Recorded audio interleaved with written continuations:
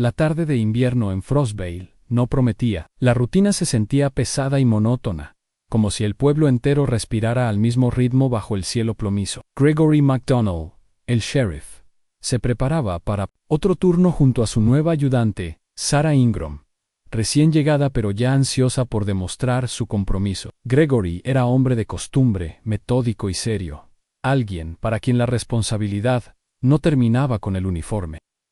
Sarah, por su parte, buscaba en cada tarea una oportunidad para ser aceptada, quizá también para escapar de las sombras familiares que dejaba atrás. Cuando cayó la tarde y el viento arreció, una llamada interrumpió la quietud.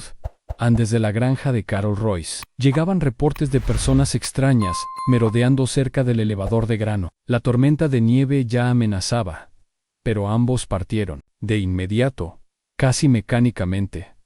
como si la urgencia los guiara más allá del cansancio o la prudencia. Nadie lo sabía entonces, pero sería la última vez que alguien vería a Gregory y Sarah con vida. El trayecto hasta la granja fue breve y silencioso, apenas iluminado por los faros del patrullero que cortaban la nevada creciente. Gregory mantenía la vista fija en el camino, mientras Sarah revisaba la radio en busca de señales de otras unidades. Al llegar al sitio, encontraron el campo envuelto en una calma inquietante, ninguna silueta, ni rastro evidente, solo la sensación densa de que algo escapaba a la lógica. La radio quedó muda poco después. Desde ese instante, se perdería.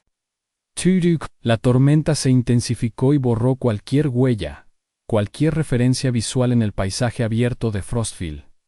Esa noche, Martha MacDonald se despertó varias veces, preocupada por la ausencia de su marido. Nunca fallaba en avisar si un caso se extendía o si tenía que quedarse a trabajar hasta tarde. Y esa falta de noticias resultaba anómala, incluso para alguien acostumbrada a los horarios impredecibles de la policía. Al amanecer, la ansiedad se volvió desesperación. Martha llamó a la comisaría y descubrió que tampoco sabían nada del paradero de Gregory, ni de su compañera. El teléfono sonó de nuevo antes de las 6. Era Tom Ingram, padre de Sarah, que acudió inmediatamente a la estación, su rostro marcado por el miedo y la incertidumbre. Mientras la noticia se esparcía por el pueblo,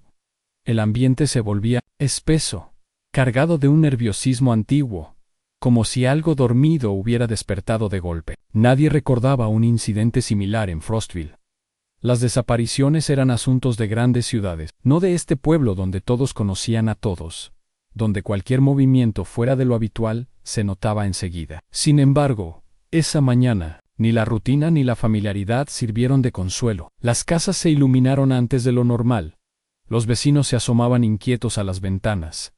incapaces de entender lo que ocurría. El miedo empezaba a tomar la forma de preguntas sin respuesta, de rumores sutiles y miradas cargadas de sospecha. A pesar de la aparente calma, Frostvale despertaba a una realidad desconocida. Atrapada ya en la incertidumbre de una historia que apenas comenzaba, la respuesta a la desaparición de Gregory MacDonald y Sarah Ingram fue inmediata. Aunque nada podía disipar la sensación de ansiedad que se extendía en Frostvale, y el despliegue fue rápido. La policía organizó grupos de búsqueda y voluntarios encabezados por Sam Powell, un hombre que hasta entonces era reconocido por su calma y sentido de deber. Pero ahora se mostraba visiblemente tenso mientras asignaba rutas, dividiendo a los vecinos entre los que rastreaban los campos cubiertos de nieve y los que inspeccionaban los bosques al este del pueblo, donde el terreno se volvía más traicionero bajo la nevada densa, mientras los perros entrenados olfateaban en vano rastros que el frío borraba cada minuto, y la esperanza de hallarlos con vida iba dejando espacio a una inquietud creciente, ya que cada minuto perdido era una herida invisible en la moral de la comunidad, que nunca antes había enfrentado una crisis de esta magnitud. Y, sin embargo, intentaba mostrar fortaleza. Carl Royce, el granjero, a cuya propiedad habían acudido Gregory y Sarah la noche anterior, fue interrogado varias veces por las autoridades, y siempre repetía, con cansancio en la voz y la mirada esquiva, que solo había notado movimientos cerca del silo, figuras confusas entre la ventisca, pero ninguna imagen clara se quedaba en su memoria, como si la nieve y la oscuridad hubieran borrado detalles cruciales, y esa imprecisión solo aumentaba la desconfianza general, generando tensiones no dichas entre quienes recordaban antiguos conflictos del pasado. Al mismo tiempo, Alice Peterson, directora del periódico local, comprendió el peso de la situación y activó a sus reporteros para documentar cada paso del operativo, publicando ediciones especiales que circulaban de mano en mano y servían de vínculo para los vecinos atrapados entre el deseo de respuestas y el temor de lo que éstas pudieran significar, ya que el silencio oficial sobre avances solo alimentaba la marea de rumores, algunos más inquietantes que otros, y todo el pueblo comenzó a sentirse bajo la lupa de una historia mayor,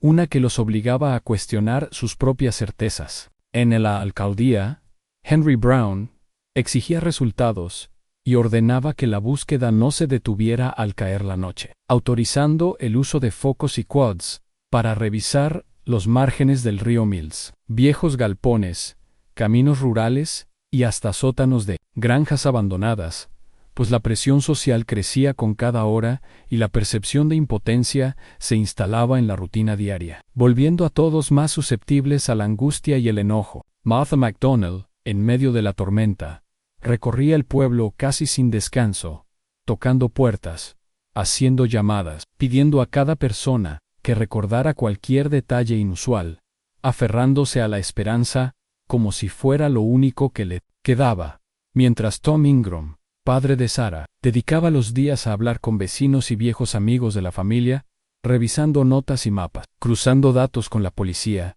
decidido a no abandonar la búsqueda, aunque en el fondo empezaba a comprender la dimensión de lo perdido, y esa comprensión le helaba el alma mucho más que el propio invierno. La unidad inicial pronto comenzó a desmoronarse bajo la presión de los días sin noticias. Algunos voluntarios se retiraban discretamente, otros cuestionaban la eficacia del operativo, y los más escépticos sugerían mirar hacia dentro del propio Frostville, insinuando que las respuestas podrían estar más cerca de lo que nadie se atrevía a admitir. El coche patrulla, que nunca fue encontrado, se transformó en un símbolo de la tragedia aún sin resolver, y la prensa insistía en que el tiempo jugaba en contra, pues la nieve se llevaba consigo cualquier prueba, cualquier rastro, cualquier posibilidad de reconstruir lo ocurrido, mientras la ciudad se sumía en una calma tensa, aguardando la verdad con un temor que, lejos de disiparse, crecía y se convertía en parte misma de la identidad colectiva de Frostville, donde ya nada volvería. La investigación oficial se estancó pronto, y los días se convirtieron en semanas que una tras otra erosionaban la confianza de los habitantes de Frostville en sus instituciones y en la posibilidad misma de obtener respuesta. Pews, El Paso, del tiempo solo servía para multiplicar la incertidumbre y afilar los miedos colectivos, haciendo que las grietas en la cohesión social se volvieran visibles, profundas e irreversibles, mientras las preguntas no resueltas resonaban en cada rincón del pueblo, alimentando una red de sospechas y teorías que se expandía como una mancha inevitable. La policía local, incapaz de ofrecer resultados tangibles, comenzó a ser cuestionada abiertamente por algunos vecinos y por la prensa, mientras otros sugerían en voz baja que la verdad podía estar oculta dentro de la propia comunidad y que quizás nadie era tan inocente como parecía, sembrando así un clima de recelo y aislamiento en el que ya no era fácil distinguir entre hechos y rumores, ni entre solidaridad y egoísmo. Los negocios que antes reunían a la gente, como el bar de Reuben Baker, se transformaron en escenarios donde predominaba la desconfianza, y las conversaciones, antes alegres o triviales, se tornaron cortantes y plagadas de insinuaciones veladas, hasta el punto de que algunas familias optaron por encerrarse en casa y limitar los contactos al mínimo indispensable, temiendo que cualquier palabra pudiera ser utilizada en su contra. Al mismo tiempo, el periódico, bajo la dirección de Alice Peterson, intentaba mantener la objetividad en sus reportajes, aunque en las páginas editoriales empezaron a filtrarse preguntas sobre posibles vínculos ocultos, negocios turbios o viejas disputas que nadie se atrevía a comentar abiertamente, pues la presión por encontrar una explicación aumentaba con cada edición especial, y el vacío informativo se llenaba de relatos especulativos que solo reforzaban la atmósfera opresiva. Entre los habitantes, Martha MacDonald, y Tom Ingram se convertían en figuras solitarias y obstinadas, manteniendo viva la búsqueda con una mezcla de esperanza y dolor, mientras el resto del pueblo, exhausto y resignado, iba aceptando lentamente que tal vez jamás se sabría lo ocurrido aquella noche, y que la ausencia de Gregory y Sarah era ya parte inevitable de la vida cotidiana. Los voluntarios, que en un principio formaron patrullas de rastreo y acompañaron a las autoridades en la exploración de campos, bosques y graneros, comenzaron a dispersarse al percibir la falta de avances y el desgaste emocional, poco a poco. El entusiasmo inicial dio paso a una resignación fría y silenciosa, como si una sombra se hubiera instalado en Frostville y nadie supiera cómo disiparla. El coche patrulla, símbolo persistente del misterio sin resolver, seguía sin aparecer, y adquiría con el tiempo un carácter casi mítico, alimentando leyendas sobre su paradero y generando discusiones entre los más jóvenes. Quayans nunca antes habían visto de cerca una crisis tan profunda y prolongada. Las noches se volvieron más largas y pesadas, el ambiente, marcado por el peso de la sospecha, dificultaba los gestos de confianza, pues cada gesto, cada mirada, parecía cargada de doble sentido, y el miedo a señalar o ser señalado paralizaba cualquier intento de recuperar la normalidad. El nombre de Gregory MacDonnell ya no era sinónimo de autoridad, sino de una herida colectiva, y la ausencia de Sarah Ingram, joven y prometedora, era recordada en susurros por quienes compartieron con ella sueños y proyectos truncos, pues nadie se atrevía a hablar de ella en voz alta, como si eso pudiera invocar una desgracia aún mayor. Así, mientras el tiempo avanzaba sin piedad, Frostville se sumía en una especie de letargo doloroso, marcado por la duda y el desasosiego, y la esperanza de una resolución se desvanecía en el silencio obstinado de un pueblo que, enfrentado a su mayor tragedia, no lograba encontrar la manera de sanar ni de volver a confiar. 3 años después de la desaparición, cuando el caso ya parecía condenado a la inercia y el letargo, la llegada de Elliot Larson, un detective experimentado, asignado por el Estado para reabrir la investigación, alteró el equilibrio de Frostville y devolvió la esperanza inquieta de una resolución, aunque también avivó antiguos temores y resentimientos apenas dormidos bajo la superficie de la rutina. Larson, metódico y ajeno a los vínculos personales del pueblo, se sumergió en los archivos polvorientos, repasando transcripciones de interrogatorios, mapas de rutas, grabaciones de llamadas y notas marginales de los agentes anteriores, buscando patrones invisibles para quienes el tiempo se resignaron a la ausencia de respuestas. Sus primeras impresiones lo llevaron a desconfiar de la aparente falta de contradicciones, el vacío de imágenes en las cámaras, la coincidencia de relatos y el extraño silencio de los testigos, especialmente el de Carol Royce, cuya declaración resultaba demasiado imprecisa para alguien acostumbrado a observar su entorno rural con atención. Este detalle, que antes había pasado desapercibido, despertó en Larson una inquietud que lo impulsó a organizar una revisión minuciosa de los puntos clave, comenzando por el recorrido de la patrulla y los alrededores del silo, donde la tormenta había borrado cualquier huella, pero no el rastro emocional dejado en quienes vivieron esa noche. El detective convenció a la policía local de interrogar de nuevo a los viejos testigos, y solicitó la colaboración de Sam Powell, quien conocía cada camino y acceso secundario del lugar, para efectuar patrullas nocturnas y comprobar por sí mismo los detalles omitidos o distorsionados por la memoria colectiva. Para Lillament, Alice Peterson, animada por el renovado interés en la causa, impulsó en su periódico una serie de publicaciones que no solo recordaban el drama, sino que también invitaban a la reflexión sobre el miedo y la necesidad de transparencia, logrando que el tema volviera al centro de las conversaciones y que los vecinos, aunque reticentes, compartieran observaciones guardadas durante años. La tensión, lejos de disiparse, aumentó con la expectativa de novedades, pues todos sabían que el tiempo, aunque calla, no borra del todo los secretos, y la posibilidad de que la verdad estuviera al alcance de la mano generaba una mezcla de esperanza y angustia. Martha MacDonnell y Tom Ingram, por su parte, experimentaron un resurgir de emociones contradictorias ante la ilusión de respuestas competía con el temor de descubrir que la herida podría hacerse más profunda si finalmente se esclarecían los hechos. Y cada jornada de búsqueda renovada era un recordatorio de todo lo que se había perdido, pero también una forma de resistirse al olvido. Así, bajo la aparente quietud de las calles y la normalidad impostada de los días, Frostville se preparaba sin saberlo para enfrentar nuevas revelaciones, y la investigación, relanzada con disciplina y distancia, se convertía en un ejercicio colectivo de memoria, dolor y anhelo, donde cada pieza recuperada del pasado tenía el poder de cambiar para siempre la percepción de la comunidad sobre sí misma y sobre lo que estaba realmente dispuesto a aceptar como verdad. Durante una de las patrullas nocturnas, organizadas por Larson y Sam Powell, en los márgenes del antiguo distrito industrial, el hallazgo inesperado de un objeto metálico semienterrado en la nieve cambió el curso de la investigación. Pues, al remover con cuidado la tierra helada,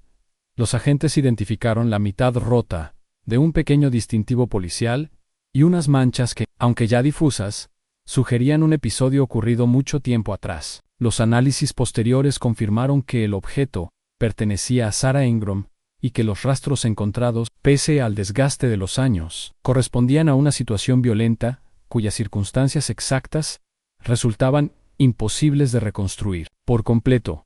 pero cuya naturaleza era suficiente para dejar claro que no se trataba de una simple desaparición. El lugar, una estación de bombeo en desuso, pronto fue acordonado y minuciosamente inspeccionado, hasta que entre las grietas del viejo piso de concreto, los peritos localizaron pruebas que, aunque la prudencia oficial evitaba cualquier declaración definitiva, permitieron a las familias y al pueblo entender, sin necesidad de palabras directas, que Sarah jamás regresaría a casa, y que la esperanza, siempre frágil, debía ceder ante una nueva realidad imposible de digerir. El impacto emocional fue inmediato y profundo. Martha McDonald, al recibir la noticia, sintió que la última chispa de esperanza se apagaba en su interior, mientras Tom Ingram, paralizado por la confirmación de sus peores temores, alternaba entre el dolor callado y una furia sorda contra todo lo que había permitido que la verdad permaneciera oculta durante tanto tiempo. En la comunidad, la reacción osciló entre el shock y la incredulidad, y muchos se preguntaban en voz baja cómo era posible que, después de años de búsqueda y especulaciones, la clave hubiera estado tan cerca y tan escondida al mismo tiempo. La prensa, bajo la dirección de Alice Peterson, documentó el hallazgo con cautela y respeto, evitando el sensacionalismo, pero dejando claro que el misterio se había transformado en una herida colectiva, cuya magnitud solo empezaba a comprenderse. Larson, convencido de que el responsable del crimen conocía a fondo el entorno y los tiempos del pueblo, reforzó su hipótesis de que la desaparición de Gregory y Sarah no había sido obra del azar ni de forasteros, sino de alguien capaz de moverse sin llamar la atención y de manipular las rutas habituales para despistar a los investigadores. Entre los habitantes de Frostville, la tensión creció a niveles insospechados, y la desconfianza adquirió matices aún más oscuros. En cada gesto, cada recuerdo, cada conversación del pasado comenzó a ser revisado bajo una nueva luz, y muchos que antes se consideraban inmunes al miedo ahora reconocían, aunque en silencio, que nadie estaba realmente a salvo de la sospecha. La atmósfera en el pueblo se volvió aún más pesada, y los intentos de retomar la vida cotidiana chocaban contra el peso de la tragedia, que ya no era solo un rumor sino una certeza dolorosa, imposible de negar o minimizar. Así, mientras la investigación avanzaba con renovado impulso y las familias de las víctimas trataban de adaptarse a un futuro marcado por la ausencia, Frostville se sumía en una incertidumbre más profunda, donde la memoria de Sarah y Gregory no solo evocaba nostalgia y pérdida, sino también una creciente necesidad de justicia y respuestas, aunque cada nueva revelación pareciera alejar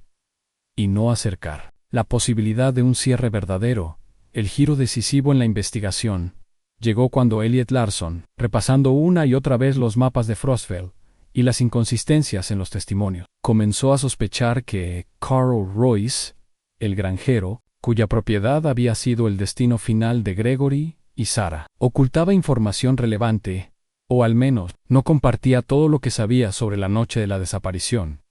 Y esa intuición, alimentada por pequeños detalles omitidos y una actitud evasiva en los interrogatorios, llevó al detective a solicitar una orden de registro para la finca, lo que puso en marcha una operación nocturna marcada por la tensión contenida de quienes participaban en la búsqueda de respuestas, sabiendo que cualquier hallazgo podía sacudir los cimientos ya frágiles del pueblo. Los agentes, guiados por la lógica de Larson y el conocimiento local de St. Paul, revisaron establos, almacenes y cobertizos en un silencio casi ritual,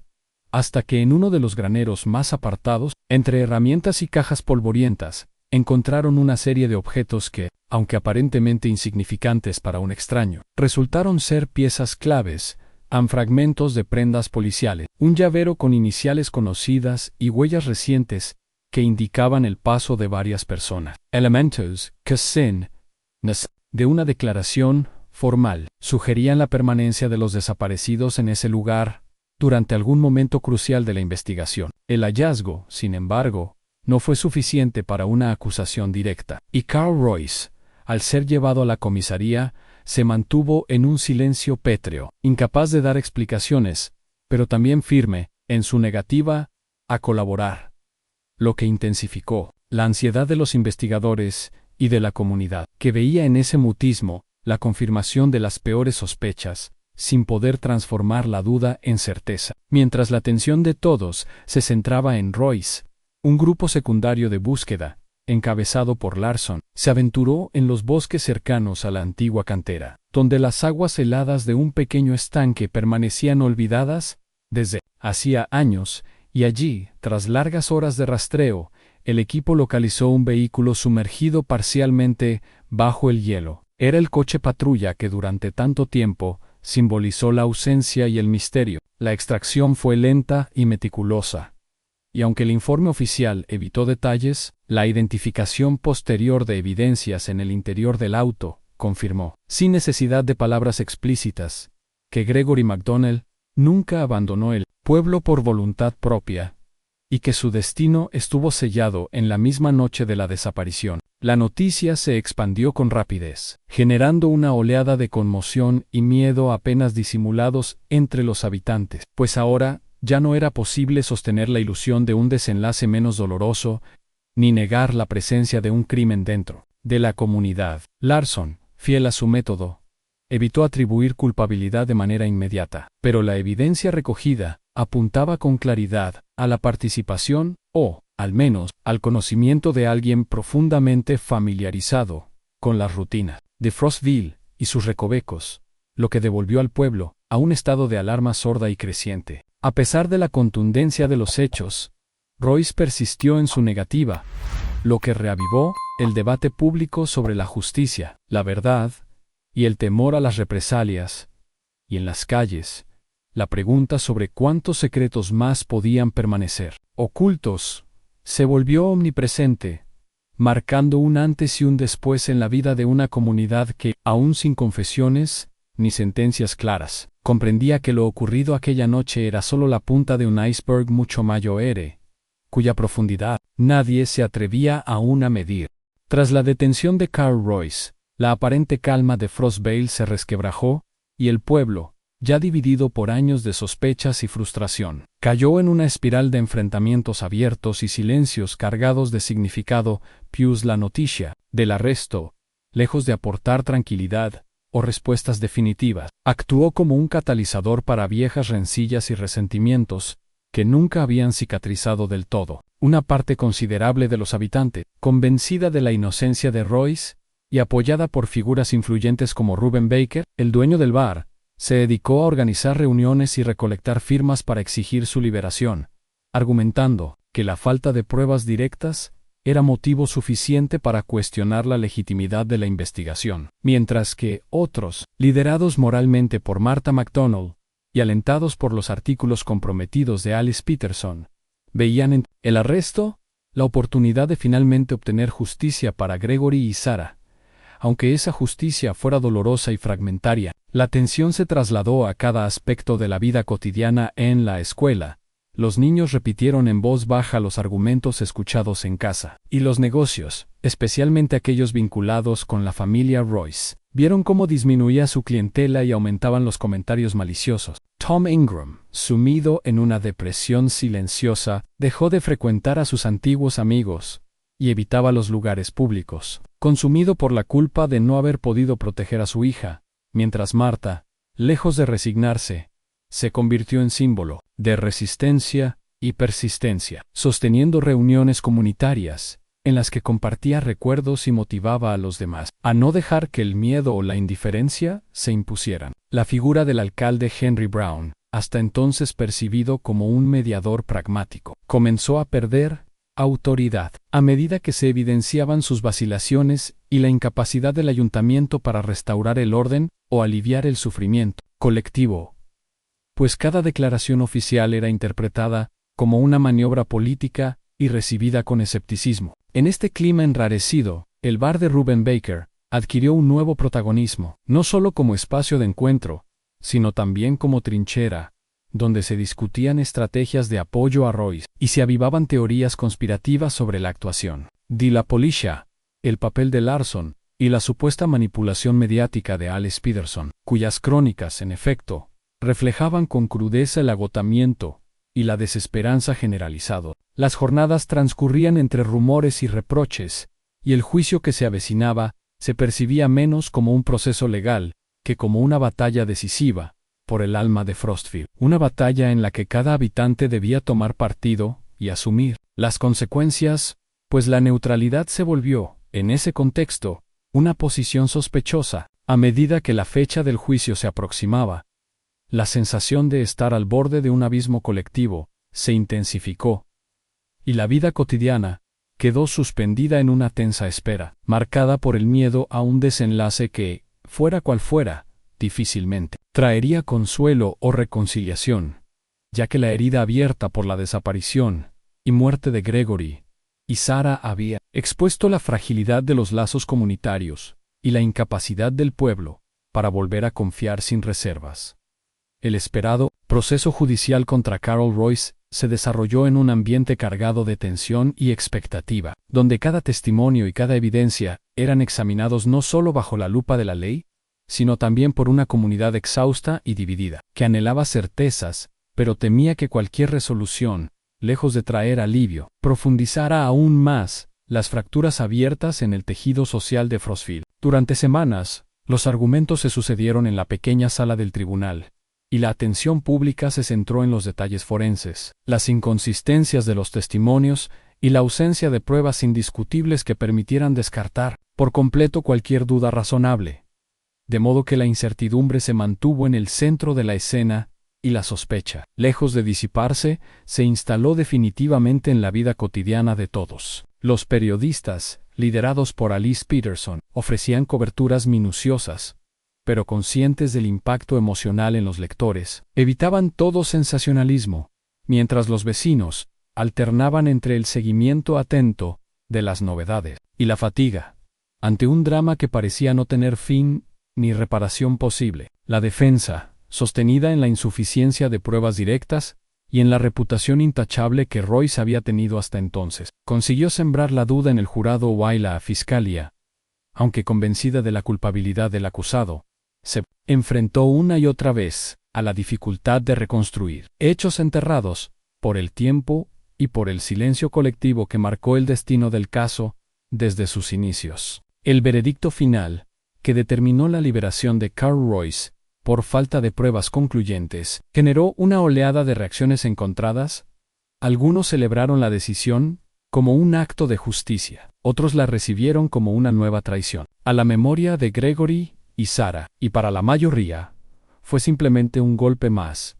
en una secuencia interminable de decepciones, dudas y resignación, pues la sensación de impotencia, ya enquistada en Frostvale, terminó por desplazar cualquier expectativa de verdad o de cierre. Martha MacDonald, agotada por años de lucha y duelo, experimentó una mezcla de alivio y vacío, consciente de que ninguna sentencia podría devolverle lo perdido, ni reparar el daño sufrido por su familia y por el pueblo. Y aunque intentó Mantener la dignidad en público, en privado empezó a aceptar que las respuestas definitivas tal vez nunca llegarían. Tom Ingram, devastado, optó por marcharse del estado y buscar una forma de olvidar lo ocurrido, pues la presencia constante del caso y el peso de la culpa resultaron insostenibles para él. Mientras el movimiento voluntario que Sam Powell había encabezado terminó por desintegrarse, incapaz de hallar un propósito una vez que la justicia, al menos en términos formales, había decidido dar vuelta a la página. El pueblo, antes marcado por una identidad común y una confianza casi ingenua en sus instituciones, comenzó a experimentar una lenta pero irreversible descomposición. A los negocios cerraron. La juventud emigró en busca de un futuro menos marcado por la sospecha y el resentimiento, y quienes se quedaron asumieron como parte de la nueva normalidad la distancia y la cautela, pues ya nadie podía asegurar que la tragedia no volvería a repetirse. Así, el caso de Gregory y Sarah, en lugar de resolverse, se transformó en un recordatorio constante de los límites de la verdad y de la fragilidad de la justicia. Y Frostville, incapaz de sanar, se resignó a convivir con el peso de una herida que el tiempo, lejos de cerrar, hizo aún más profunda y silenciosa. Con el paso de los años, la historia de la desaparición de Gregory y Sarah dejó de ser un caso policial activo para transformarse en una leyenda oscura que circulaba entre los habitantes de Frostville y los pocos recién llegados que se animaban a preguntar, pues, aunque el recuerdo de los hechos seguía presente en la memoria de los más antiguos, la costumbre y la necesidad de sobrevivir al peso del pasado obligaron a muchos a guardar silencio, limitando las referencias a aquellos días solo a círculos íntimos o a momentos de confidencia forzada por el ambiente melancólico que reinaba en el pueblo. Alice Peterson, que durante tanto tiempo luchó desde su periódico por mantener viva la búsqueda de la verdad, acabó por retirarse cuando la fatiga, el desencanto y la falta de apoyo económico se impusieron. Y con su salida, la publicación cerró definitivamente, dejando a la comunidad sin una voz que articulara sus miedos o denunciara las injusticias que, poco a poco, pasaron a considerarse inevitables. El bar de Reuben Baker, alguna vez escenario de confrontaciones abiertas y discusiones apasionadas, fue quedando como el último reducto donde algunos veteranos compartían recuerdos distorsionados por el tiempo y la bebida. Y allí, en medio de frases incompletas y silencios densos, el caso de Gregory y Sarah sobrevivía más como advertencia que como anhelo de justicia. Un relato del que nadie esperaba ya respuestas, pero que se repetía cada vez que una nueva cara llegaba al pueblo, y preguntaba por los rumores que aún circulaban con insistencia. Los jóvenes, marcados por una educación atravesada por el miedo y la desconfianza, eligieron en su mayoría buscar oportunidades lejos de Frostville, y los pocos que se quedaron lo hicieron asumiendo la resignación como una forma de protección, negándose a profundizar en las heridas antiguas para evitar el estigma o el rechazo de los demás, pues el tiempo había enseñado que en ese lugar las preguntas incómodas no recibían respuestas, y que insistir podía significar quedar aislado de una comunidad ya fracturada. Mientras tanto, los espacios públicos se vaciaron y los proyectos colectivos quedaron suspendidos, pues nadie tenía energía ni ilusión para intentar recomponer la confianza perdida. Y la vida cotidiana fue reduciéndose a rutinas discretas, sin celebraciones ni encuentros, como si la sombra de lo ocurrido se hubiera filtrado en cada gesto y en cada decisión, moldeando a Frostville hasta convertirlo en un reflejo de su propio trauma. Las autoridades, conscientes de su descrédito, optaron por el bajo perfil y la mínima intervención, evitando cualquier referencia al caso en declaraciones oficiales y limitándose a tareas administrativas, mientras la figura del alcalde perdió relevancia ante la apatía generalizada. Incluso los aniversarios de la desaparición pasaron a ser fechas incómodas que pocos se atrevían a mencionar, y el antiguo fervor por la justicia dio paso a una aceptación amarga de que algunas heridas nunca cicatrizan. Así, la historia de Gregory y Sarah permaneció latente, impregnando el ambiente con un tipo de tristeza que no podía ser nombrada, pero que era imposible de ignorar. Y Frostville, despojado de sus sueños y de su confianza en la verdad, fue quedando aislado no solo del mundo exterior, sino también de sí mismo, atrapado en la paradoja de recordar para sobrevivir y de olvidar para poder seguir adelante, bajo el peso del tiempo y la acumulación de pérdidas. Frostvale fue transformándose en un lugar marcado por la resignación y el desencanto, donde la vida cotidiana se convirtió en una sucesión de gestos automáticos y la esperanza de recuperar algo de la armonía pasada terminó por extinguirse, incluso en los más optimistas, pues los intentos de la nueva generación de policías por reconstruir la confianza tropezaron con la resistencia sorda de una comunidad que ya no podía, ni quería entregarse por completo a la idea de justicia o renovación. Los rostros de Gregory MacDonald y Sarah Ingram, cuyas fotografías aún colgaban en la vieja estación, servían menos como homenaje que como recordatorio doloroso de lo que jamás volvería. Y la figura de Henry Brown, alguna vez símbolo de autoridad, terminó por diluirse hasta el punto de que su dimisión pasó desapercibida para la mayoría, más preocupada por sobrevivir que por el destino de sus representantes. El bar de Reuben Baker, antes núcleo de debate y refugio para quienes necesitaban consuelo, se convirtió en una especie de santuario melancólico para los derrotados, un lugar donde la rutina reemplazó a la esperanza y donde la historia de Gregory y Sarah era evocada no para buscar respuestas, sino para justificar el escepticismo y la apatía con que el pueblo miraba hacia el futuro. Las calles, cada vez más vacías y silenciosas, reflejaban el ánimo de una sociedad erosionada por años de incertidumbre, en la que la desconfianza se convirtió en la norma, y cualquier intento de cambio era recibido con indiferencia o abierta hostilidad, pues los esfuerzos de los nuevos agentes por acercarse a la gente solo conseguían exponer el abismo generacional y la falta de puentes entre quienes recordaban la tragedia y quienes preferían no involucrarse. Martha MacDonald, envejecida y cansada, se limitaba a recorrer en silencio los lugares que alguna vez compartió con su esposo, mientras Sam Paul, privado de sentido de pertenencia, optó por retirarse y desaparecer del mapa local, como si el fracaso colectivo se hubiera encarnado en su propia biografía. Alice Peterson, desde la distancia, observaba el deterioro de la comunidad que tanto había intentado proteger, convencida de que la verdadera herida no era la ausencia de justicia, sino la renuncia gradual a los valores que habían hecho posible la vida. Así,